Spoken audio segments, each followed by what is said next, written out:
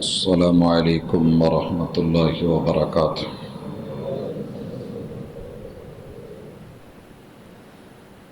ان الحمد للہ نحمده ونستعینه ونستغفره ونعوذ باللہ من شرور انفسنا ومن سیئات اعمالنا من يهده الله فلا مضل له ومن يضلل فلا هادي له واشهد ان لا اله الا الله وحده لا شريك له واشهد ان محمدا عبده ورسوله صلى الله عليه وسلم۔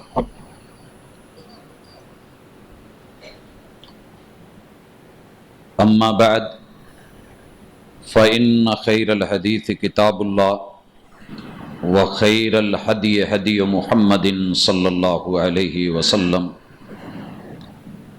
وشر الأمور محدثاتها وكل محدثة بدعة وكل بدعة ضلالة وكل ضلالة في النار۔ أعوذ بالله السميع العليم من الشيطان الرجيم۔ رب اشرح لي صدري ويسر لي امري واحلل عقدة من لساني يفقهوا قولي۔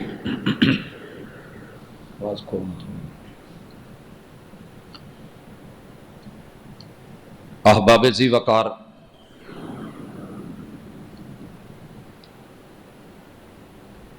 اللہ رب العزت کے خاص کرم سے انسان اپنی زندگی کی سانسیں مکمل کرتا ہے۔ موسم اچھا ہو، آب و ہوا مناسب ہو تو سانس لینی آسان ہوتی ہے، بندہ خوشی محسوس کرتا ہے، فرحت ہوتی ہے۔ اور اگر موسم اس کے برعکس ہو، زندگی تو گزرتی ہی ہے لیکن حالات تھوڑے مشکل ہوتے ہیں۔ اس زمین کے اوپر جسے بھی بھیجا گیا ہے ان سب کے دن گزر رہے ہیں، راتیں گزر رہی ہیں، لیکن خوش نصیب ہیں وہ لوگ کہ جنہوں نے اپنے لیے اپنی زندگی کے دائرے، اپنی حدود اور اپنی قیود وہ متعین کی ہیں جو اللہ رب العزت کو پسند ہے۔ ایسے لوگ دنیا کی نظر میں جیسے مرضی ہوں لیکن اللہ کی نظر میں ان کی زندگی بابرکت ہوتی ہے، عمدہ ہوتی ہے، حسین ہوتی ہے۔ ہماری آج کی ملاقات اس ہستی اور اس ذات کے حوالے سے ہے کہ جس بھی انسان نے اس سے اپنا ناطہ جوڑ لیا وہ اس کائنات کے اندر عظیم ترین بنا دیا گیا، اور اللہ رب العزت کی نظر میں دنیا اور عقبہ میں کامیابیوں سے ہمکنار کر دیا گیا۔ اس ہستی کا نام ہے محمد الرسول اللہ صلی اللہ علیہ وسلم۔ احباب ذی وقار، یہ وہ ہستی ہے کہ جس کو رب نے عروج بھی سب سے زیادہ دیا ہے اور عزت بھی سب سے، مقام اور مرتبہ بھی سب سے اونچا دیا ہے، لیکن اس کے حاسد بھی اتنے بڑے ہیں اور دشمن بھی اتنے ہی زیادہ پیدا ہوئے ہیں۔ نبی مکرم صلی اللہ علیہ وآلہ وسلم کلمہ پڑھنے والوں کا آپ کی ذات کے لیے اور آپ کی بات، مقام اور مرتبے کے حوالے سے جو ذمہ داریاں ہیں وہ آج انشاءاللہ ہم ذکر کریں گے۔ جہاں ہم نے آپ کا حق دیا ہے تو ہم اللہ کا شکر کریں گے، اور جہاں کہیں کمی رہ گئی ہے ہمیں فکر کرنی ہوگی۔ مقصد تان و تشنی نہیں ہے، مقصد اپنی زندگی کا جائزہ لینا ہے اور اپنے رویوں کو پڑھنا ہے۔ سب سے پہلی چیز، ایک مومن ہونے کے ناطے اگر کلمے کی دولت اللہ نے نصیب کی ہے تو آپ خوش ہوں کہ ساری دنیا ایک طرف، ایمان کی دولت سے مالا مال انسان ایک طرف ہے، جسے کلمہ مل گیا، اسے اساس مل گئی، بنیاد مل گئی، بیس مل گئی۔ جس کے پاس پلاٹ ہو کہیں نہ کہیں آ کر کے وہ اپنا گھر بھی بنا ہی لیتا ہے۔ جہاں پلاٹ ہی نہ ہو، اساس ہی نہ ہو، بنیاد ہی نہ ہو، جو مرضی بناتا رہے بیکار ہے وہ۔ اس لیے اپنے آپ کو اسلام کے اندر رجسٹرڈ کروائیں، اور یہ رجسٹریشن اللہ اور اس کے رسول کے نام کی کروائیں۔ یہ بڑا اہم نقطہ ہے۔ ہمارے پاس اگر کسی اسکول، کالج، یونیورسٹی میں کوئی بچہ یا نوجوان نہیں آتا، لیکن اسی ادارے کی بکس لے کے، نصاب لے کے پڑھتا رہتا ہے، اور ہمارے اساتذہ سے، طلبہ سے زیادہ پڑھ جاتا ہے، اس کے پڑھنے کا شاید اسے پرسنل فائدہ تو ہوتا ہے، لیکن اس کی ڈگری، اس کی ویلیو، اس کی اتھارٹی نہیں ہوتی، کیونکہ اس نے اپنے آپ کو کہیں رجسٹرڈ نہیں کروایا، اس کی رجسٹریشن نہیں ہے، اس کا ایڈمیشن نہیں ہے۔ لہٰذا اگر انسان ہونے کے ناطے کوئی بندہ پوری زندگی بھلائی میں گزار دے، نیکیوں میں گزار دے، اس کی ویلیو اس حد تک تو ہوگی کہ لوگ اس کو کہہ دیں گے بہت اچھا ہے، لیکن اس انسان نے اگر کلمہ نہیں پڑھا اور خود کو اسلام میں اور ایمان میں رجسٹرڈ نہیں کروایا، اس بندے کی پوری زندگی بیکار چلی جائے گی، دنیا ہی میں موت کے ساتھ ختم ہونے والی ہے۔ دوسری مثال سے سمجھیے، ایک نوجوان کسی سرکاری ادارے میں تھرو پراپر چینل آیا ہے، اپنے دن گزارتا ہے، ٹائمنگ پوری کرتا ہے، ریٹائرمنٹ ہوتی ہے، اس کو آپ دیکھتے ہیں کہ پینشن ملتی ہے، اس کے ماں بعد والوں کو بھی اس کی ایک ویلیو مانی گئی ہے، حیثیت تسلیم کی گئی ہے، لیکن اس سے زیادہ بڑھ کے محنت کرنے والا ایک پرائیویٹ سیکٹر میں نوجوان جب بوڑھا ہوتا ہے تو میں دیکھتا ہوں کہ وہ یہ اس سہولت سے محروم ہوتا ہے۔ اسی طرح جو بندہ ایمان لائے بغیر مر جائے، اس کے لیے آخرت میں کچھ نہیں ہے، اور اگر ایمان کے ساتھ اس دنیا سے گیا ہے تو اللہ تعالی مرنے کے بعد اس کے لیے آخرت کے خزانے بھی چلاتے ہیں، جو اس نے کمایا ہے وہ بھی ملے گا، اور جو اس کے پیچھے آل اولاد ہے، اس کا عمل ہے، وہ اس کے لیے صدقہ جاریہ بنا دیا جائے گا۔ اس لیے اگر ہمارے قرب و جوار میں کوئی دوست، کوئی رشتہ دار، کوئی عزیز ہمارے ملنے والے ابھی تلک خود کو کلمہ پڑھ کے، کئی لوگ کہہ دیتے ہیں جی کلمہ پڑھنے کا فائدہ کیا ہے، آپ لوگوں میں اور ہم میں فرق تو ہے کوئی نہیں۔ میں نے ایک ہندو کو دعوت دی اور اسے بولا کہ آئیے اسلام کی طرف، ایمان کی طرف، کلمہ پڑھیے۔ کیا کہنے لگا؟ ابا کلمہ پڑھتے کوڑ ڈٹ تسامی مارنے اسامی مارنے ول کلمے دا فائدہ کیا ہے؟ کیا فائدہ کلمے کا؟ نہیں فائدہ ہے، اس کلمے کا فائدہ ہے، کلمہ توحید کا فائدہ اس روایت میں موجود ہے۔ کل قیامت کے دن جب ایک بندے کے گناہ ہی گناہ اور جرم ہی جرم تھے، بلایا گیا، کچھ لے کر کے، کچھ نہیں، ایک بتا کا ایک کارڈ جس پہ رجسٹریشن تھی، وہ ایک پلڑے میں رکھی گئی اور دوسرے پلڑے میں اس کے سارے گناہ، تو وہ کلمے والا اس کا پہلو جو ہے رب نے بھاری کر کے اس کو جنت کا مہمان بنا دیا تھا۔ لہٰذا اس کو معمولی کیس مت سمجھیے۔ اور اس رجسٹریشن کا معنی کیا ہے کہ آپ اور میں محمد الرسول اللہ صلی اللہ علیہ وسلم کو حلفیہ طور پہ اسٹامپ لکھ کے دے دیں کہ محبوب میں آپ کا ہوں، میرا دل آپ کا ہے، میری جان آپ کی ہے، میرا جسم آپ کا ہے۔ النبی اولا بالمؤمنین من انفسہم، ایک نبی کی یہ اتھارٹی ہے کہ کلمہ پڑھنے والا مسلمان، اس کا تن من دھن جان، نبی اس پہ زیادہ حق رکھتے ہیں، اسے جس طرف لگانا چاہیں وہ لگے گا، جہاں موڑنا چاہیں وہ مڑے گا، جہاں چلانا چاہیں وہ چلے گا۔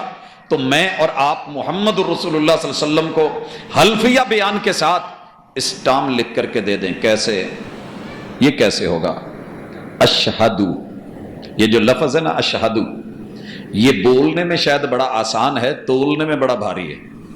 پوری زندگی عمل سے گواہی، کردار سے گواہی، رویوں سے گواہی، اپنے کریکٹر سے گواہی کہ میں وہ ہوں جو اللہ کو وحدہ لا شریک مانتا ہوں، اور محمد الرسول اللہ صلی اللہ علیہ وسلم کو جو اللہ نے مجھ سے منوایا ہے میں وہی مانتا ہوں۔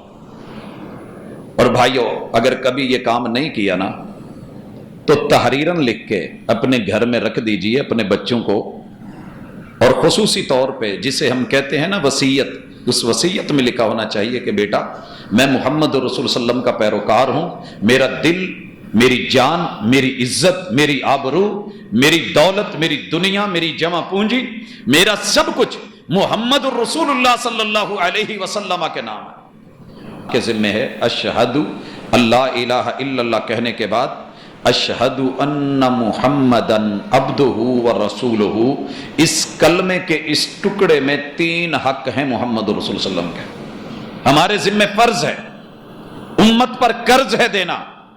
آج امت بہکتی نہیں، برباد نہیں ہوتی، تباہ نہیں ہوتی، جو آج حالات بن چکے ہیں کہ انسان اپنی ہی عزتوں کو چھوٹی چھوٹی عمروں میں جس طریقے سے نوچ رہا ہے اور جو حالات بنا رہا ہے، کاش کہ ہم نے کلمے کے ان تینوں پہلوؤں پہ غور کیا ہوتا، محمد رسول صلی اللہ علیہ وسلم کو ان کا حق ملتا، ہمیں ہماری حق جو ہے ہمارے حقوق ملتے۔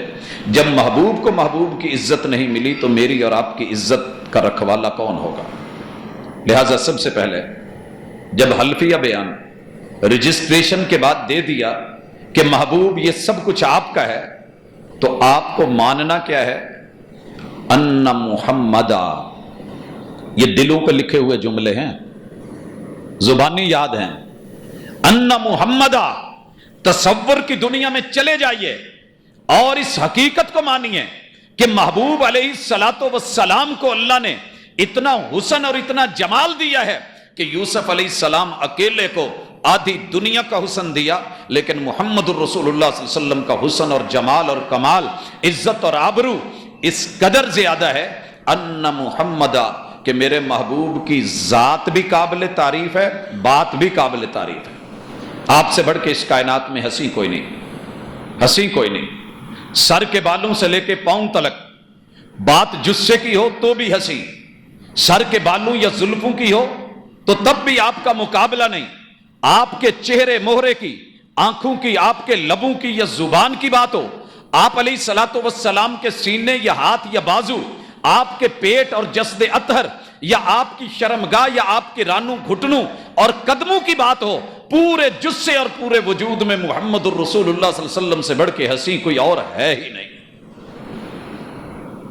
اور بھائیو، اللہ کا شکر ہے کہ مسلمان اس پہلو کو کافی مانتے ہیں، کافی مانتے ہیں۔ ان محمدہ، محبوب سے بڑھ کے ہنسی کوئی نہیں۔ اور اسی کلمے میں آپ کی دوسری حیثیت، مجموعی طور پہ چوتھا حق، وَعَبْدُهُ، اشہد ان محمدن عبدہ، محمد رسول اللہ صلی اللہ علیہ وسلم کو اللہ کا بندہ ماننا، یہ اللہ کی توحید کا بھی حق ہے، محمد رسول اللہ صلی اللہ علیہ وسلم کا بھی حق ہے۔ کافی سارے ہمارے احباب محبوب کو اللہ کا بندہ نہیں مان پائے، کلمے میں پڑھتے ہیں، زبان سے بولتے ہیں، اقرار بھی کرتے ہیں، مگر دل آج تک تصدیق نہیں کر پایا۔ عبدہ کا معنی کیا ہے؟ کہ رب معبود ہے، بندہ عابد ہے۔ اللہ معبود ہے، سجدے کے لائق صرف اللہ، مشکل کشائی کے لائق صرف اللہ، تخلیق کرنے والا صرف اللہ، نعمتوں سے نوازنے والا صرف اللہ۔ محمد الرسول اللہ صلی اللہ علیہ وسلم عابد ہیں، اللہ کے بندے ہیں، رب معبود ہیں۔ رب جو کہتے ہیں محبوب کو کرنا پڑتا ہے، اللہ کا آرڈر چلتا ہے، محبوب اس آرڈر کو ماننے والے ہیں۔ اور اس کی مثالیں آپ احباب رکھ سکتے ہیں سامنے۔ اللہ تعالیٰ فرماتے ہیں، آپ چادر لے کے لیٹے ہیں، یا ایھا المدثر قم فانذر، محبوب کھڑے ہوئے کہ نہیں؟ چادر اتاری، کمبل اتارا، کھڑے ہوئے، فاران کی چوٹی پہ چڑھے، قوم کو ڈرایا کہ اگر میں تمہیں کہوں کہ پیچھے سے لشکر آ رہا ہے تو تم کیا کہو گے میرے بارے میں؟ قوم نے بولا ہے کہ آج تلک آپ نے جو بھی بولا سچ بولا، جو معاملہ کیا ہے امانتوں پہ مبنی ہے، صادق اور امین ہے، آپ جو بھی کہیں گے ہم ماننے والے ہیں۔ عبد، آپ نے اللہ کا حکم مانا۔ اللہ تعالیٰ فرماتے ہیں اقیم الصلاۃ، آپ نماز میں قیام کرتے ہیں، اللہ کہتے ہیں ورکعوا مع الراکعین، محبوب لمبے رکوع کرتے ہیں. رب کہتے ہیں واسجد واقترب، محبوب سجدہ کر قریب آ، محبوب لمبے سجدے کرتے ہیں. اللہ رب العزت تشہد سے نوازتے ہیں. التحیات للہ والصلوات والطیبات السلام علیک ایھا النبی ورحمۃ اللہ وبرکاتہ آپ پڑھتے ہیں. اللہ درود عطا کرتے ہیں. محبوب اپنے جو ہے ماننے والوں کو سکھاتے ہیں، خود بھی پڑھتے ہیں اللہم صلی علی محمد وعلی آل محمد. اللہ زکوٰۃ کا حکم دیتے ہیں، محبوب مانتے ہیں، خود بھی نکالتے ہیں، قوم کو بھی تربیت کرتے ہیں. اللہ کہتے ہیں رمضان کے روزے رکھیے. فمن شہد منکم الشہر فلیصم، آپ روزے رکھتے ہیں. یہ نہیں کہتے کہ میں تو رب ہوں، میں تو مالک ہوں، میرا آرڈر چلتا ہے، میں نے ہی روزے رکھنے ہیں تو پھر فائدہ کیا ہے، میں نے ہی نماز قیام رکوع سجود کا چکر میں پڑھنا ہے تو پھر معاملہ کیا ہے. نہیں، عبدہ، آپ کی حیثیت، آپ کی اتھارٹی، مقام اور مرتبہ اللہ کے حوالے سے آپ بندے ہیں. طرز زندگی محمد الرسول اللہ صلی اللہ علیہ وسلم نے جو اپنائی ہے، عبدہ ورسولہ، ان کی زبان کی اور مقام کی اتھارٹی یہ ہے کہ وہ جو بھی بات کرتے ہیں مرضی سے نہیں کرتے، اللہ بھیجتے ہیں تو وہ پھر بیان کرتے ہیں. وما ينطق عن الهوى ان هو الا وحی یوحیٰ. لہٰذا ہر مسلمان مومن کلمہ پڑھنے والا لفظوں کے اوپر ذرا غور کرے، دھیان دے. لفظ بلا وجہ نہیں ہوتے. قائد اعظم کا جو پاکستان ہے اس کا اگر آپ سلوگن دیکھتے ہیں تو 3 لفظ لکھے ہوئے ہیں. انہوں نے جس نظر سے پاکستان کو دیکھا تھا وہ 3 لفظ زندگی بھر ہم ہٹا نہیں سکے. میرا اور آپ کا رب انسان کو جس نظر سے دیکھنا چاہتا ہے اور اس جہان میں دیکھنا چاہتا ہے، کلمے کے پہلے حصے میں اشہد ان لا الہ الا اللہ واشہد ان محمدًا عبدہ ورسولہ، معبود اکیلا اللہ ہے، شریک کوئی نہیں، اور محمد رسول اللہ صلی اللہ علیہ وسلم کائنات کے سب سے حسین، خوبصورت، جمیل اسوہ اور قدوہ سیرت طیبہ ہے. وہ میرے بندے ہیں، وہ میری مانتے ہیں اور تمہیں ان کی ماننی ہوگی. وہ تمہیں جس طریقے سے ڈیل کریں وہ رسالت پہ بات کریں گے. نمائندے ہیں، اپنی طرف سے کچھ بھی دینے والے نہیں ہیں. یہ اتھارٹی محمد الرسول اللہ. بھائیو ان لفظوں کو سمجھیے. دنیا میں کسی بھی نام کی آپ مان بھی سکتے ہیں، چھوڑ بھی سکتے ہیں.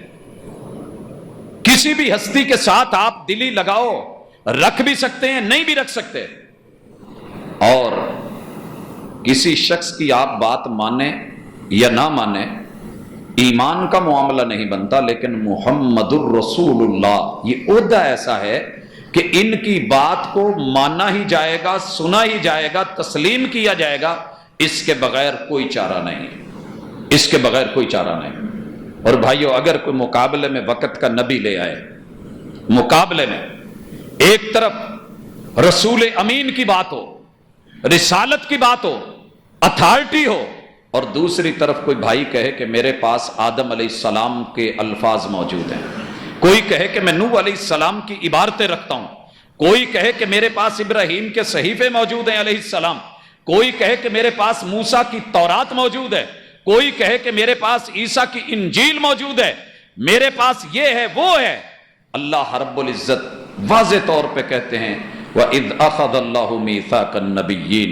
لوگوں سن لو، میں نے عالم ارواح میں سارے نبیوں کا اجتماع کروا کے، ارواح کو بلا کے ان سے یہ وعدہ لیا تھا کہ تمہارا اپنا اپنا دور ہو، نبوتیں مل چکی ہوں، کتابیں میسر ہوں، تم اپنی شریعت کو چلا رہے ہو، اور پھر میرے نبی آخر الزماں آ جائیں تو تم سب نے ان پر ایمان لانا ہوگا اور اس کی مدد کرنی ہوگی.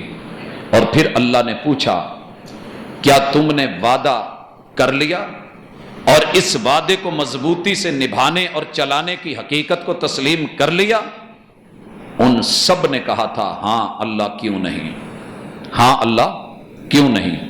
تو اس لیے اگر کوئی شخص مجھے اٹھ کے کہے کہ جناب محمد رسول اللہ صلی اللہ علیہ وسلم آپ کے نبی ہیں، کلمہ پڑھتے ہیں، لیکن میرے پاس ان سے افضل، ان سے بڑے، ان سے پہلے لوگ ہیں، ہم کہیں گے کہ جناب آپ کی بات سر آنکھوں پہ، لیکن سارے انبیاء رب سے وعدہ کر چکے ہیں اگر ان کے ہوتے ہوئے محمد رسول وسلم کا نصاب اور کتاب اور شریعت آ گئی تو وہ اپنے اپنے نصاب کینسل کر دیں گے، نیو سلیبس چلے گا، اور وہ قرآن ہے جیسے ہر یونیورسٹی، ہر انسٹیٹیوٹ، ہر ادارہ نیو سلیبس کے مطابق اپنے بچوں کی تیاری کرواتا ہے، انسانیت کی تیاری نیو سلیبس کے مطابق اس کا تقاضا ہے محمد الرسول اللہ۔ آپ کو اگر نبی ماننا ہے اور رسول ماننا ہے تو پھر تمام انبیاء کے جتنے بھی سلیبس ہیں، جتنے بھی صحیفے ہیں، وہ پرانے ہو چکے۔ محمد رسول صلی اللہ علیہ وسلم کے اس قرآن کے ہوتے ہوئے کسی اور کو جو ہے وہ آگے نہیں بڑھایا جائے گا، تقدیم نہیں کی جائے گی۔ اسی طرح نبی کریم علیہ الصلوۃ والسلام کے حقوق میں سے جو ہمیں حق دینا ہے، کوئی اٹھ کے کہے کہ جناب رسول اللہ صلی اللہ علیہ وسلم تو اب اس دنیا سے چلے گئے، ایک ہے پہلوں کو لے کے آئے، ایک وہ ہے جو آپ کے بعد آنے والوں کو لے کے آئے اور کہے کہ جناب میں جس ہستی کو مان رہا ہوں ان کی بات اتھینٹک ہے، ان کی بات مسلمہ ہے، اور ان کی حیثیت بڑی زبردست ہے، صرف نحو کے ماہر ہیں، عربی لینگویج کو جانتے ہیں، اور شریعت مطہرہ کو بہت گہرائی سے سمجھتے ہیں، بہت گہرائی سے۔ آسمان سے آواز آتی ہے کہ نہیں، ایسے نہیں ہوگا۔ محمد الرسول اللہ صلی اللہ علیہ وسلم کی اتھارٹی ہے، وَمَا آتَاكُمُ الرَّسُولُ فَخُذُوهُ، یہ اتھارٹی صرف نبی کو ملی ہے، رسول کو ملی ہے۔ کوئی امتی اٹھ کر کے دعویٰ کرے یا کوئی اس کا نام لے تو اسے رکنا ہوگا۔ النبی اولا بالمؤمنین من انفسہم، ان کی جانیں، ان کے وجود، ان کے ایمان، ان کی دولت، ان کا علم، ان کا ذخیرہ جتنا مرضی زیادہ ہو، پیمبر کے ہوتے ہوئے ان کا سکہ نہیں چلے گا۔ محمد الرسول اللہ یہ اتھارٹی ہے۔ اچھا یہ فرشتہ آ گیا ہے، نئی زبان آ گئی ہے، نیا سلیبس آ گیا ہے، نئی کتاب آ گئی ہے، کتاب کا نام کتاب مبین ہے، پارے اس کے 20 ہیں، اور اس کے اندر سب کچھ ساری شریعتوں کی تجدید کر دی گئی ہے۔ میرے پاس بڑا وافر ذخیرہ اور جو ہے وہ چیز ہے۔ آسمان سے آواز آتی ہے، ما کان محمد ابا احد من رجالکم ولکن رسول اللہ وخاتم النبیین۔ لوگوں یاد رکھیے، ہم نے نبوت کا تاج محمد الرسول صلی اللہ علیہ وسلم کو دیا ہے، اور یہ ختم نبوت ان کے سر پہ سجا دی ہے۔ ان کے بعد کوئی شخص ان کی نسل میں سے اٹھ کے امتی ہونے کا دعویٰ کر کے یا امتی ہو کے اپنی فکر یا اپنی سمجھ بوجھ کو لا کے اس کو کہے کہ محبوب کی بات جو ہے پیچھے کی جائے گی، میری مانی جائے گی، مجھے زیادہ سمجھ ہے، یا کوئی نبوت کا دعویٰ کر کے جعلی اور جھوٹا نبی بن کر کے آئے، یہاں پہلے نبیوں کی نہیں چلی، یہاں بعد میں دعویٰ کرنے والے نبیوں کی نہیں چلی۔ عام ایک امتی کو آپ اس کو چلائیں تو مناسب نہیں ہے۔ وہ عزت والے، وہ آبرو والے، مقام والے، مرتبے والے مگر امتی ہیں، وہ خود پابند ہیں کہ محمد رسول اللہ صلی اللہ علیہ وسلم کی بات کو مانیں۔ اس لیے اللہ تعالیٰ نے یہ بھی فیصلہ کر دیا، اور پھر ایک سوچ یہ بھی رکھی ہے کہ اس وقت جو حالات ہیں، جیسے ہر علاقے کا اپنا سکہ اور کرنسی ہے، لوگ یہ سمجھ رہے ہیں کہ چلو اپنے اپنے علاقے کا دین بنا لیں، پاکستان کا اپنا ہو، انڈیا کا اپنا ہو، ایران کا اپنا ہو، تو اپنے اپنے دائروں میں رہیں۔ محمد رسول صلی اللہ علیہ وسلم کا جو حق ہمارے ذمے ہے، وَمَا أَرْسَلْنَاكَ إِلَّا رَحْمَةً لِّلْعَالَمِينَ، ہم نے اسے رحمت بھی ماننا ہے اور پورے جہانوں کے لیے ماننا ہے۔ آپ کا ہر فعل، ہر قول، ہر عمل رحمت پہ مبنی ہے، خیر اور بھلائی پہ مبنی ہے، اسی میں اچھائی ہے، اسی میں کامیابی اور کامرانی ہے۔ دیکھیے، اگر مکے کی بچیاں زندہ درگور کی جاتی تھیں تو انہیں بھی رحمت کی ضرورت تھی، اور اگر آج پاکستان میں امت مسلمہ کلمہ پڑھنے والے، ان کی بچیاں، مشرکین مکہ اتنا ظلم نہیں کر سکے تھے، وہ زیادہ سے زیادہ بچی کو زندہ درگور کر دیتے تھے، مگر ہمارے ہاں اللہ معاف کرے، اللہ معاف کرے، جس طریقے سے اس کے بچپن کو، اس کی آغاز والی زندگی کو اور اس کلی کو جس بدترین طریقے سے مسلا جاتا ہے، اور پھر اس کے وجود سے، اس کی عزت سے، زندگی میں ہی پھر اس سے زندگی چھینی جاتی ہے، موت کے منہ میں دیا جاتا ہے، اور پھر ہم اس کے بعد بھی اسے جینے نہیں دیتے۔ جس طرح اس پہ سیاستیں چلتی ہیں اور معاملات چلتے ہیں، رسوائیاں اور جگ ہسائیاں ہوتی ہیں، یہ نتیجہ ہے محمد رسول صلی اللہ علیہ وسلم کی نبوت کو اور طریقے کو اور آپ کی دی ہوئی رحمت کو چھوڑنے کا۔ ہم نے اپنے گھروں میں جن چیزوں کو للچائی نظروں سے شامل کر لیا ہے، آپ اس کے نتائج زینبوں کی شکل میں، فرشتوں کی شکل میں، مختلف رشتوں کی شکل میں یہ دیکھ بھی رہے ہیں اور محسوس بھی کر رہے ہیں، مگر ہم رونا چاہتے ہیں، اب رویا نہیں جاتا، روتے ہیں، آنسو بہاتے ہیں تو سنوائی نہیں ہے۔ اللہ کی پکڑ سخت ہے، محمد رسول اللہ صلی اللہ علیہ وسلم کا یہ حق ان کو دیا جائے، اور اس کے ساتھ محمد رسول اللہ صلی اللہ علیہ وسلم سے محبت لفظی نہیں، وہ اسٹام جو لکھ کے دیا تھا نا کہ سارا کچھ آپ کے نام ہے، اس کی وضاحت بھی سن لیجئے۔ صرف عشق کافی نہیں ہے، لفظ عشق اگرچہ سمجھدار لوگ جن کو سلیم الفطرت لوگ میں سمجھتا ہوں، وہ اس لفظ سے موافقت نہیں رکھتے کسی بھی شکل میں، اور وہ اپنے کسی معزز رشتے کے لیے لفظ عشق بولتے بھی نہیں، بہن ہو، بیٹی ہو، بہو ہو، بیوی ہو، ماں ہو، اس لفظ سے لوگ ہچکچاتے ہیں۔ یہ شاعرانہ مزاج کے لوگوں نے تو استعمال کیا، لیکن محبت کرنے والوں نے جب بھی لفظ بولا، یہ پوری کتاب خدا میں یہ اس قابل ہی نہیں تھا کہ اللہ اس لفظ کے کمبینیشن کو کسی شکل میں، تصریفات کو، آپ کو پتہ ہے عربی میں ایک لفظ سے 18 صیغے بنتے ہیں، ان کو شارٹ فارم میں لا کے ہم 14 کر لیتے ہیں، 14 کر لیتے ہیں۔ ان 14 صیغوں کے اندر 3 حروف سے ہوں یا زیادہ سے، ایک مرتبہ بھی کسی بھی شکل میں عین، شین اور قاف 2 نقطوں والا کمبینیشن رب نے کتاب میں ذکر ہی نہیں کیا، نہ اپنے کسی نبی کے لیے، نہ کسی پیغمبر کے لیے، نہ کسی ولی کے لیے، نہ کسی صاحب ایمان کے لیے۔ کیوں؟ یہ لفظ ہی مشکوک تھا اور خطرناک تھا۔ ہاں، لفظ محبت استعمال ہوا ہے، لفظ مودت استعمال ہوا ہے۔ محمد الرسول اللہ صلی اللہ علیہ وسلم سے قلبی لگاؤ پوری کائنات سے بڑھ کے ہوگا اور عملی شکل میں ہوگا۔ بنتے ہو وفادار، وفا کر کے دکھاؤ، کہنے کی وفا اور ہے، کرنے کی وفا اور۔ وفا کیا کرنی ہے؟ سنیے، خود رسول اللہ صلی اللہ علیہ وسلم فرماتے ہیں، واللہ لا یؤمن احدکم حتی اکون احب الیہ من والدہ وولدہ والناس اجمعین۔ لوگوں، تم میں سے تب تک کوئی بندہ لاکھ دعوے کر لے، ایمان والا ہو ہی نہیں سکتا، دائرہ ایمان میں آ ہی نہیں سکتا، اور اس کا ایمان تسلیم نہیں کیا جائے گا جب تک وہ 3 گارنٹیاں نہیں دے دیتا۔ محبت کی 3 ضمانتیں کہ میں اسے اس کے تمام آباء و اجداد سے بڑھ کے پیارا ہوں۔ من والدہ، لفظ والد باپ پہ بولا جاتا ہے جس نے جنم دیا ہوتا ہے، والدہ پہ بولا جاتا ہے، ماں ہو باپ ہو، ان کے ماں باپ ہوں، ددیال اور ننیال ہوں، اور یہ ہمارے باپ سے شروع ہو کے آدم علیہ السلام تلک رشتے چلے جائیں، ماں سے شروع ہو کے حوا علیہ السلام تلک، بیک میں جتنے آباء و اجداد ہیں سارے معززین کو لایا جائے، ان سب سے بڑھ کے جب تک محبت محمد رسول اللہ صلی اللہ علیہ وسلم کے لیے نہیں ہوگی، بندہ مومن نہیں ہو سکتا۔ لفظوں کی جامعیت دیکھیے کیسے کوزے میں دریا بند کیا گیا ہے۔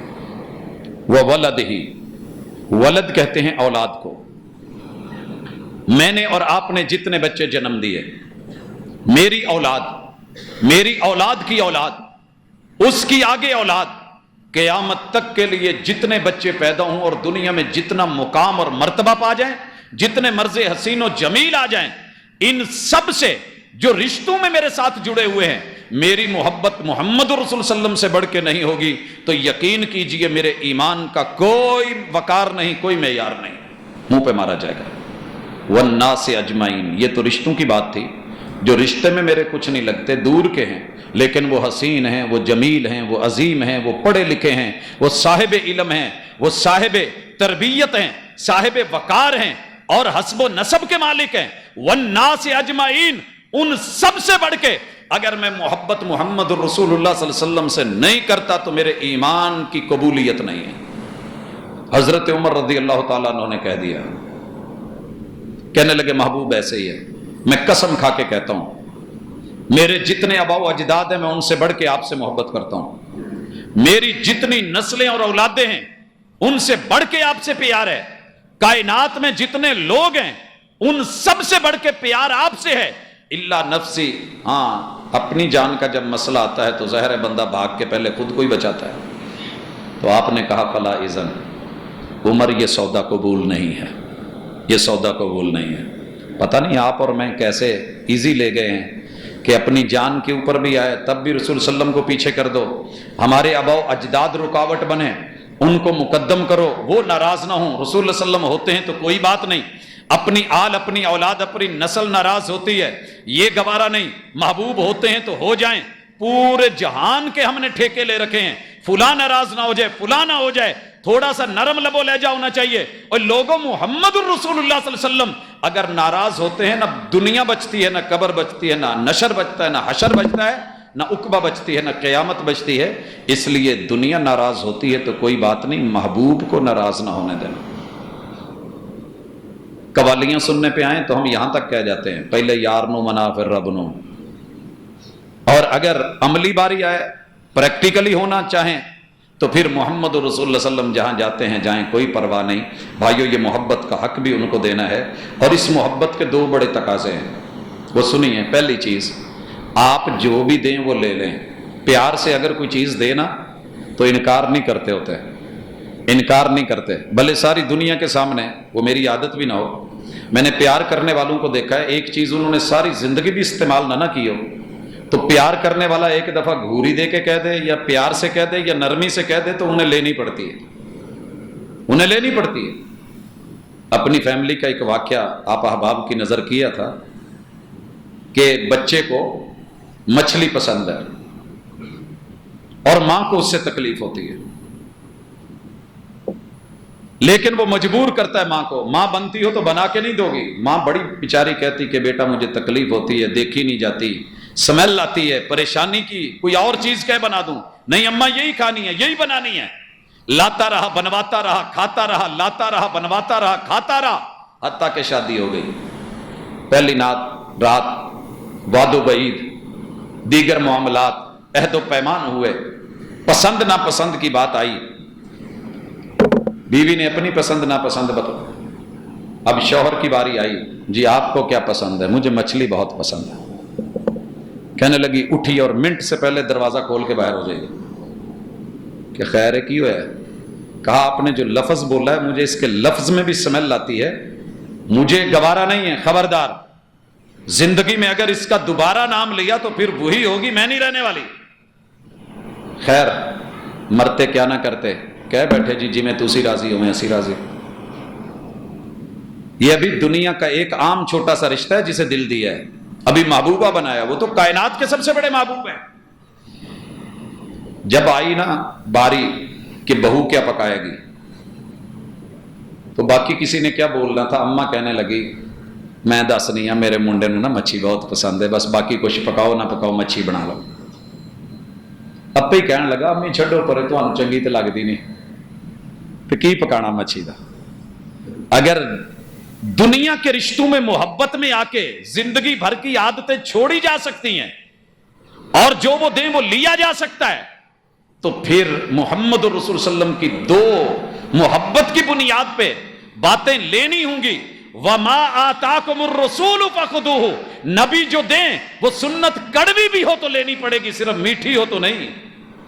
حاکم وقت ساتھ میں غلام جا رہا ہے، غلام جا رہا ہے، ایک ککڑیاں ہیں ہاتھ میں، غلام دیتا جا رہا ہے، وہ کھاتے جا رہے ہیں، کوئی مصروفیت آئی تو جو ککڑی پکڑائی انہوں نے واپس دی، کہا آپ لے لیں کھا لیں۔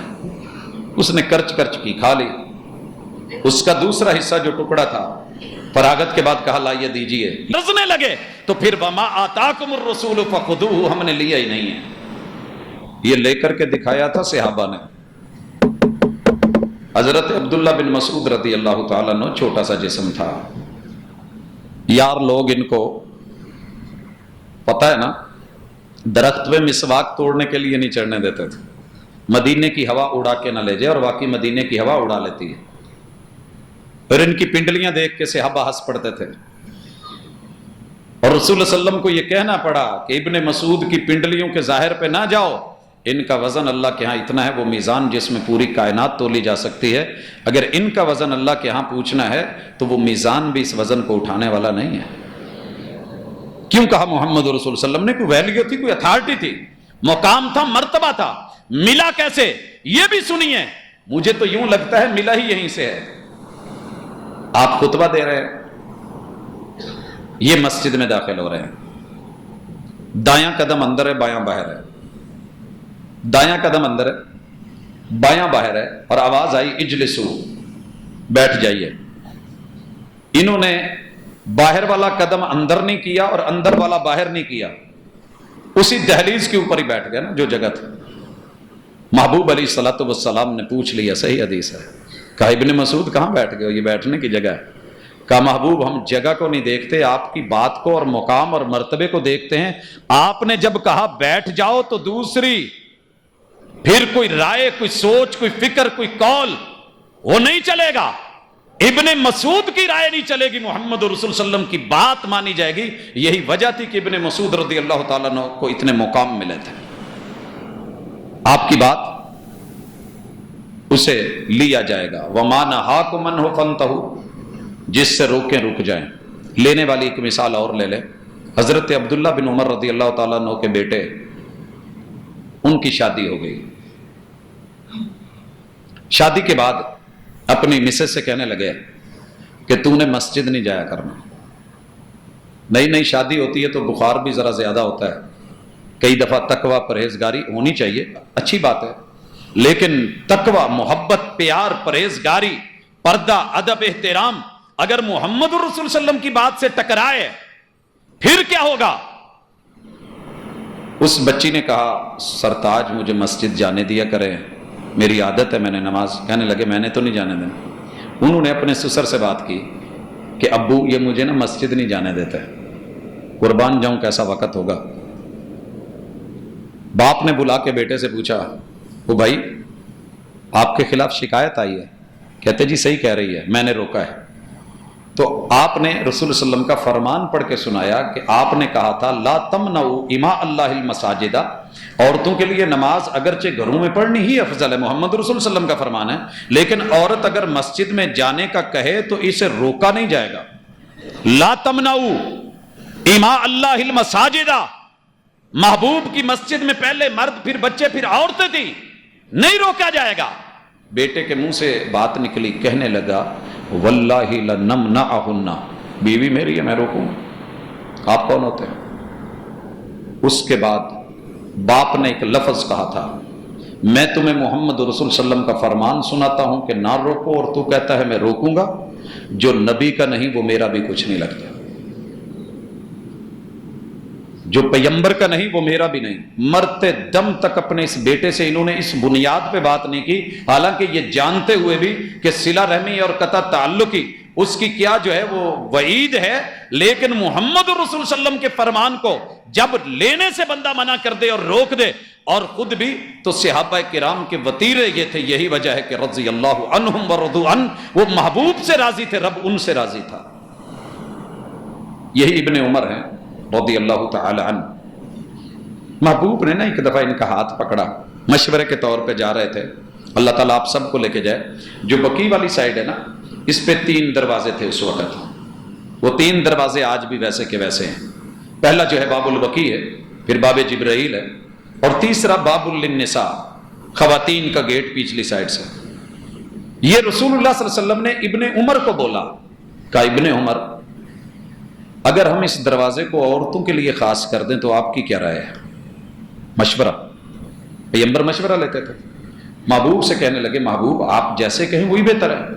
یہ صحابی کہتے ہیں جب سے آپ نے کہا کہ یہ دروازہ عورتوں کے لیے ہے، وہ دن جائے آخری دن تلک ابن عمر کبھی اس دروازے سے داخل نہیں ہوئے، کیونکہ محبوب نے اسے عورتوں کے لیے خاص کیا تھا اور میں مرد ہوں۔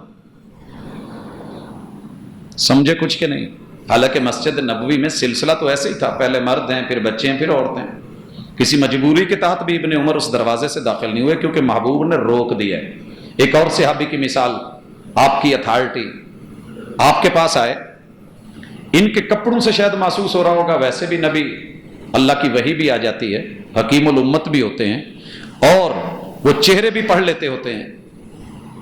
تو انہوں نے کہا محبوب مجھے نہ کوئی سبق دیں، کوئی درس دیں، کوئی لیکچر دیں، کوئی واعظ فرمائیں۔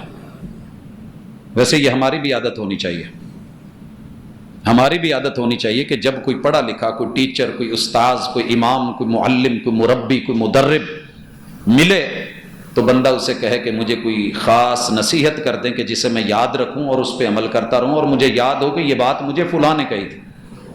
محبوب علیہ الصلوۃ والسلام سے کہا کہ مجھے کوئی درس دیجیے۔ آپ علیہ الصلوۃ والسلام نے کیا کہا؟ لا تسبن احدا، میرے صحابی کسی کو گالی نہیں دینی۔ بکریاں چرانے والے اور جانور چرانے والے گالیوں کے اندر ایکسپرٹ ہوتے ہیں، جہاں بھی مرضی آپ دیکھ لیں ان کی گالیاں بڑی مشہور ہوتی ہیں، عرب ہو یا عجم ہو۔ صحابی کہتے ہیں کہ جب سے مجھے میرے محبوب نے گالی سے روکا، واللہ ما سببت احدا ولا شاتم ولا بعیرا، میری زندگی یہ بن گئی تھی کہ میں نے پھر اس کے بعد کسی انسان کو گالی دینا تو درکنار، میں نے کسی اونٹ کو یا کسی بھیڑ بکری کو بھی کبھی گالی نہیں دی ہے۔ یہ اتھارٹی ہے محمد رسول اللہ صلی اللہ علیہ وسلم۔ اس لیے آپ جس چیز سے روکیں رکنا ضروری ہے، جو چیز دیں اس کو لینا ضروری ہے۔ اسی طرح آپ کے حقوق میں سے ایک بہت بڑا حق، یا ایھا الذین آمنوا لا تقدموا بین یدی اللہ ورسولہ، اللہ اور اس کے رسول سے آگے مت بڑھیے۔ بھائیو، اگر تو ظاہری مقصد ہے کہ آپ کے آگے نہیں چل سکتے تو یہ بات صحیح نہیں، کیونکہ رسول اللہ صلی اللہ علیہ وسلم کے سامنے بھی لوگ چلتے تھے۔ آپ کو پتہ ہے کہ آپ نے جو جنگی لشکر تھا اس کا فرنٹ جو تھا مقدمۃ الجیش، وہ آپ سے آگے چلتا تھا، میمنہ دائیں طرف چلتا تھا، میسرہ بائیں طرف چلتا تھا، اور پیچھے بیک پہ بھی۔ تو محمد رسول صلی اللہ علیہ وسلم کے سامنے لوگوں کا چلنا اگر یہ منع ہوتا تو آپ کبھی بھی مقدمۃ الجیش کو آگے نہ چلنے دیتے۔ عام بھی دنیا آپ کے آگے آپ کو گھیرا ڈال کے جب چلتے تھے تو آپ کے سامنے بھی ہوتے تھے، آپ کے پیچھے بھی ہوتے تھے، دائیں بائیں بھی ہوتے تھے۔ تو یہ مراد نہیں، لا تقدموا بین یدی اللہ ورسولہ، مراد یہ ہے کہ کوئی ایسا سٹیپ مت لیں جو اللہ اور اس کے رسول نے وہاں حد بندی کی ہو اور آپ کہیں کہ کوئی حرج نہیں میں آگے بڑھ جاؤں۔ اس کی مثال آپ نے جب وضو کر کے دکھایا نا، وضو کر کے پورا وضو کر کے دکھایا اور پھر کہا ایک دفعہ، دو دفعہ، تین دفعہ، آپ فرماتے ہیں فمن زاد علی ھذا فقد ظلم وتعدى واساء، جس بندے نے میرے اس وضو سے بڑھ کے اس میں کسی چیز کا اضافہ کیا اس نے برا کیا، اچھا نہیں کیا۔ ہم تو کہیں گے بہت اچھا ہے، بلکہ لوگوں نے حکمتیں لکھی۔ مثلا گردن کا جو مسح ہے محمد رسول صلی اللہ علیہ وسلم سے نہیں ملتا کسی بھی صحیح روایت سے۔ جو لوگ کرتے ہیں وہ اس کی توجیحات میں ایک کتاب ہے سائنسی حوالے سے، طب کے حوالے سے، کہ گردن کے مسح کے فوائد کیا ہیں، کروڑوں فوائد بھی لکھ دیے جائیں، محمد رسول اللہ صلی اللہ علیہ وسلم سے نہیں ملتا تو یہ دنیا کہے کہ بہت اچھا کیا، محبوب کہتے ہیں اس نے برا کیا، اس نے اپنی حد سے بڑھ کے کام کیا ہے، اور حدود سے بڑھ جانا، اللہ اور اس کے رسول سے آگے بڑھنا رب کو گوارا نہیں ہے۔ نماز کی مثال لے لیں، کتنے سارے لوگ ہیں، اگر کوئی اٹھ کے فجر کی رکعتیں 3 کرے ہم گوارا نہیں کرتے، کیوں؟ آپ 2 دے کے گئے ہیں فرض۔ ظہر عصر کی 5 کرے یا 3 کرے ہمیں گوارا نہیں، مغرب کی 3 کو 4 کرنا چاہے یا 2 کر دے نہیں گوارا، عشاء کی 4 ہیں ان کو کم و بیش کرے تو نہیں چلے گا، کیونکہ محبوب جو دے گئے ہیں اس سے پیش قدمی آگے بڑھا کے اپنی طرف سے تعداد نہیں، کیونکہ یہ عدد ہے اور عدد جنت کے دروازوں کے تالے ہیں، اسی عدد کے ساتھ یہ کھلتے ہیں، جیسے ہمارے نمبر ہیں، وہی نمبر ڈائل کریں گے تو مطلوبہ آدمی تک جا کر کے لگے گا۔ محبت میں آ کے 1 بڑھا دیں یا 1 کم کر دیں تو بات نہیں چلے گی۔ اور اسی طرح ایک اور ادب، یا ایھا الذین آمنوا لا ترفعوا اصواتکم فوق صوت النبی، اپنی آوازوں کو پیغمبر کی آواز سے بلند نہ کریں۔ اگر یہ بات ہے تو حضرت بلال کی آواز محبوب سے اونچی تھی، حضرت عبداللہ ابن ام مکتوم کی آواز بھی محبوب سے اونچی تھی، سیدنا ابو محذورہ کی آواز بھی محبوب سے اونچی تھی، سیدنا زید بن عبد ربہ ان کی بھی آواز محمد رسول صلی اللہ علیہ وسلم سے اونچی تھی۔ جب یہ وحی آئی تو ایک صحابی ہیں، کئی دن مسجد میں نہیں نظر آئے، پوچھا وہ کہاں ہیں، پتہ کیا تو گھر میں تھے، پریشان تھے۔ بھئی پریشانی کیا ہے؟ کہا یہ آیت اتری، اپنی آواز بلند نہیں کرو، میری تو آواز اونچی ہے، اور کیوں میں گھر میں بیٹھا ہوں، وَلَا تَجْهَرُوا لَهُ بِالْقَوْلِ كَجَهْرِ بَعْضِكُمْ لِبَعْضٍ أَن تَحْبَطَ أَعْمَالُكُمْ وَأَنْتُمْ لَا تَشْعُرُونَ۔ مجھے پتہ ہی نہیں اور میرے عمل برباد ہو گئے۔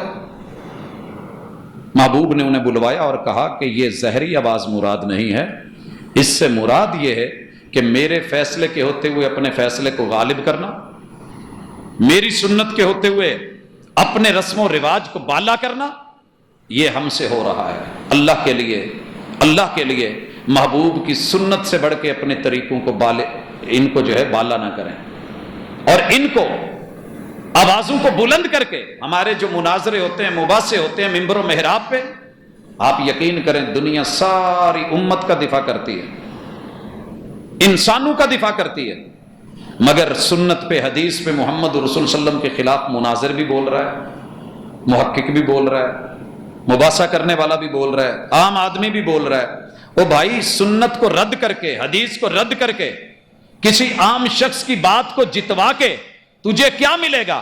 اس لیے کہ تیرا رشتہ اس امتی سے گہرا ہو گیا ہے اور تیرا علم محمد رسول صلی اللہ علیہ وسلم سے زیادہ ہو گیا ہے۔ دنیا مجھے کہتی ہے حرج کیا ہے؟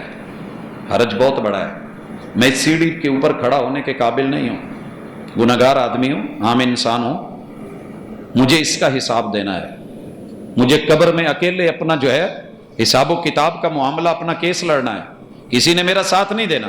جب کسی نے میرا ساتھ نہیں دینا تو میں کس بنیاد پہ اس کو آگے کرتا پھروں اور بڑھاتا پھروں اور محمد رسول صلی اللہ علیہ وسلم کی اتھارٹی کو چیلنج کر کے لوگوں کے رسوم اور رواج، عادات کو اور ان کے تصورات، ترجیحات، ترغیبات کو، ان کی ثقافت یا ان کے کلچر یا ان کے تمدن کو یا ان کے رہن سہن یا ان کی پرسنل سوچوں کو میں محمد رسول اللہ صلی اللہ علیہ وسلم کے دین اور شریعت کے ہوتے ہوئے پھر جو ہے اسے غالب کروں اور جتواتا پھروں، مجھے کیا ضرورت ہے؟ مجھے ایسی جیت نہیں چاہیے جس میں لوگ میرے ساتھ ہوں لیکن میرے ساتھ حق نہ ہو۔ اور آخری گزارش، رسول اللہ صلی اللہ علیہ وسلم کی زبان سے جو صحیح لفظوں سے مل جائے وہ برحق ہے۔ حضرت عبداللہ ابن عمرو ابن العاص سب لکھتے تھے، کچھ عقل مند لوگوں نے مشورہ دیا، محبوب کبھی خوشی میں، کبھی غمی میں، کبھی آسانی میں، کبھی آپ سیریس ہوتے، کبھی نہیں بھی ہوتے، مزاج چل رہا ہوتا ہے، تو آپ سب کیوں لکھتے ہیں؟ ان کے دل میں بات آئی، چھوڑ دیا۔ ایک دن آپ سے کہنے لگے کہ محبوب میں لکھتا تھا، میں نے چھوڑ دیا ہے، یہ رائے سامنے آئی ہے اور مجھے وزنی لگی ہے۔ محبوب نے کیا کہا تھا کہ ٹھیک ہے چھوڑ دے، کہا اکتب، لکھا کر، فوالذی نفسی بیدی، جس رب کے ہاتھ میں میری جان ہے نا، ما یخرج منہ الا الحق، میری زبان سے رب حق کے علاوہ نکلنے نہیں دیتا۔ اور یہ سورہ یونس ہے، پڑھ کے دیکھیے، یسألونک احق ہو، یہ لوگ پوچھتے ہیں، جو وہی آپ پہ آتی ہے، جو آپ بیان کرتے ہیں، جو آپ عمل کرتے ہیں، جو لوگوں کو دیتے ہیں، یہ کتاب و سنت برحق ہے؟ قل ای و ربی انہ لحق، محبوب ان کو قسم اٹھا کے کہو، میں حلفن کہتا ہوں، مجھے میرے رب کی قسم، انہ، کہ یہ جو آ رہا ہے نا میری طرف، لحق، یہ واقعتاً حق ہے۔ لہٰذا محمد رسول صلی اللہ علیہ وسلم کا دین، آپ کی ذات، آپ کی بات، آپ کی اتھارٹی، یہ سب برحق ہے، کیونکہ اسی کو مان کے چلیں گے قیامت کے دن یاد رہے ساقی کوثر بھی وہ ہیں، شافع معاشر بھی وہ ہیں، اور فاتح جنت بھی وہ ہیں۔ اللہ نے یہ تینوں اتھارٹیز ان کو دی ہوئی ہیں۔ لہٰذا جو آپ کو محمد سے ہی مانوں میں مانے گا صلی اللہ علیہ وسلم، عبدہ مانے گا، رسولہ مانے گا، اسے قیامت کے دن انشاءاللہ کوثر کے جام بھی ملنے ہیں اور آپ کی شفاعت بھی ملنی ہے اور آپ کے لواء الحمد کے ساتھ اسے انشاءاللہ جنت بھی ملنی ہے۔ اللہ تعالی ہمیں ان خوش نصیبوں میں سے کر دے اور بلا وجہ اڑنے والا نہ بنائے، کیونکہ محبوب نے کہا تھا میری ساری امت جنت میں چلی جائے گی، اڑیل نہیں جائے گا۔ کہا محبوب اڑے گا کون سا بد نصیب؟ کہا جس نے میری بات مان لی وہ جنت میں چلا گیا، اور جس نے میری نافرمانی کی وہ اڑ گیا، اور جو اڑ گیا وہ مر گیا۔ اللہ ہمیں اڑنے والوں میں سے نہیں، فرما برداروں میں سے، مطیع لوگوں میں سے بنائے، کیونکہ اللہ نے وما ارسلنا من رسول الا لیطاع باذن اللہ، ہر نبی کو بھیجنے کا مقصد صرف یہ تھا کہ اس کی بات مانی جائے، اور اللہ تعالی ہمیں ان خوش نصیبوں میں کر دے۔ اقول قولی ھذا وآخر دعوانا ان الحمد للہ رب العالمین۔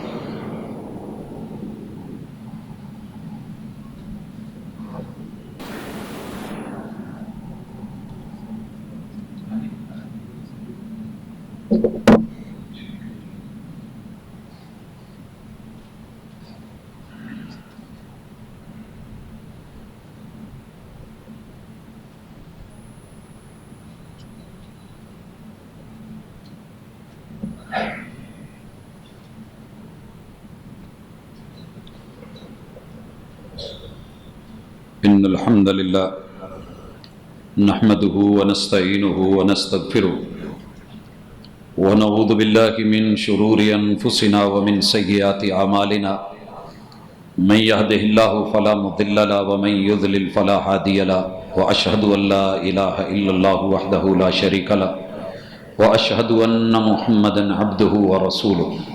अहबाब ज़ीवकार, गुफ्तगू में जो भी बातें कही गई वो किसी तासुब का या ख़ास नुक्ता नज़र का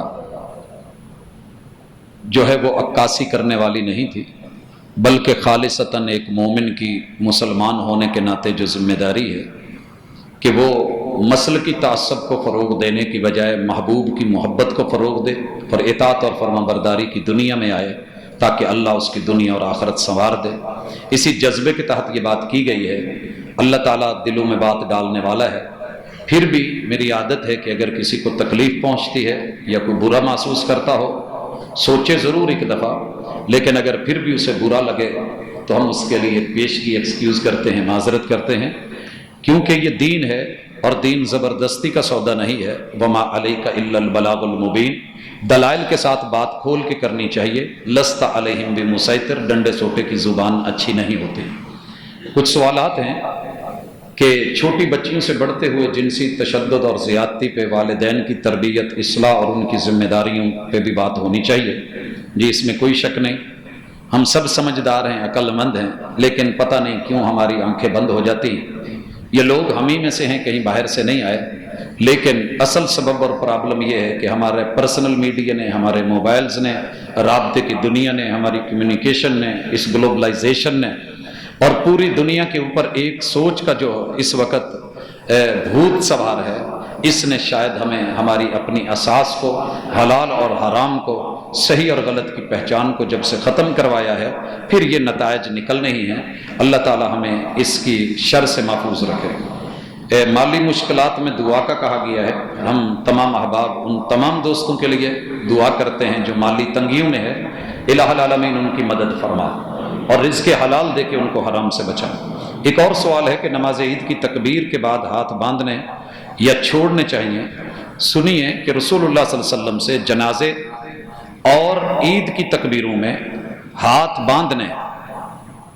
बांधे हुए हैं, उसके बाद छोड़ने और ये रफ़ुल यदैन करना मुझे नहीं मिला। ये मैं अपने इल्म की बात कर रहा हूँ।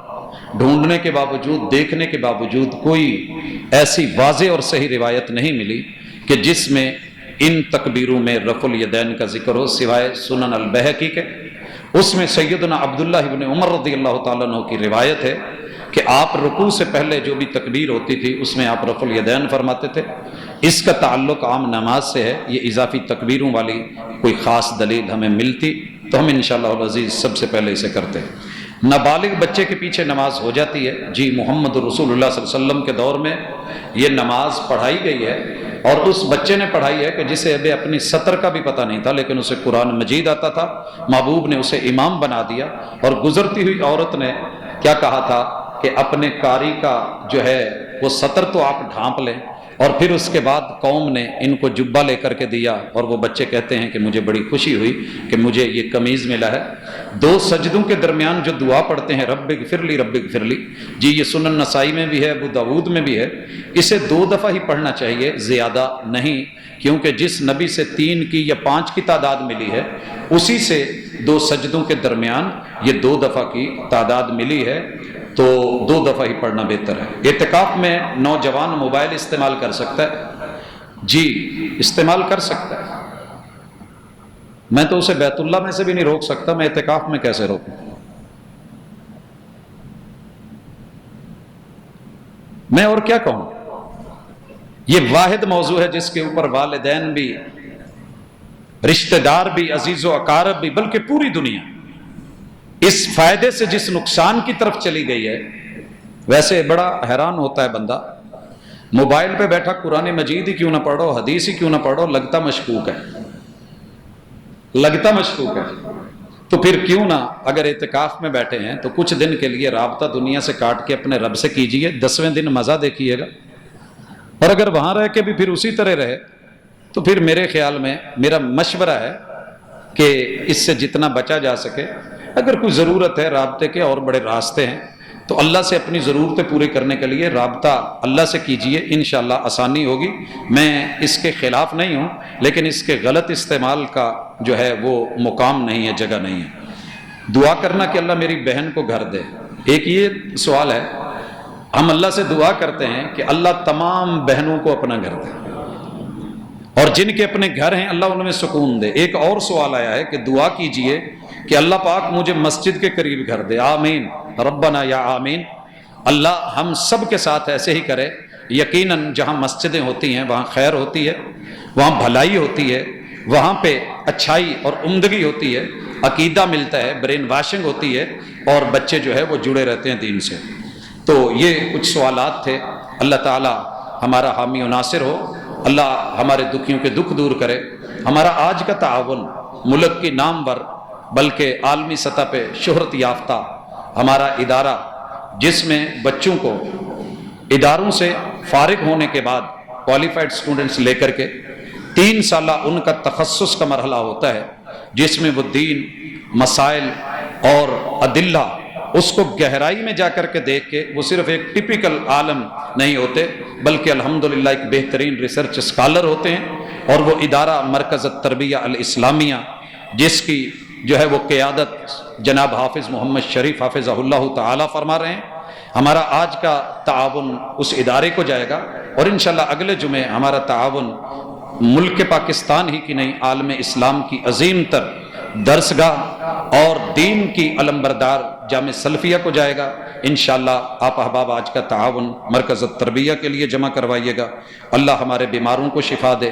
ماں جی بدستور بیمار ہیں، اور اللہ تعالی ان کو رحمت کے ساتھ شفا والا ان سے معاملہ کرے، ان کی مشکلیں اللہ تعالی آسان فرمائے۔ اور اسی طرح ہمارے گھروں میں جتنے احباب بیمار ہیں، ہمارے آباء و اجداد، ہمارے رشتہ دار، ہمارے بچے، اللہ سب کے ساتھ نرمی کا معاملہ کرے، صحت عطا فرمائے۔ اللہ ہمارے بے روزگاروں کو رزق حلال عطا فرمائے۔ ملک پاکستان اور عالم اسلام کی جو حالت بنی ہوئی ہے، اللہ اس کی حالت پہ رحم کرے، اندرونی اور بیرونی دشمنوں سے حفاظت فرمائے۔ اقول قولی ھذا وآخر دعوانا ان الحمد للہ رب العالمین۔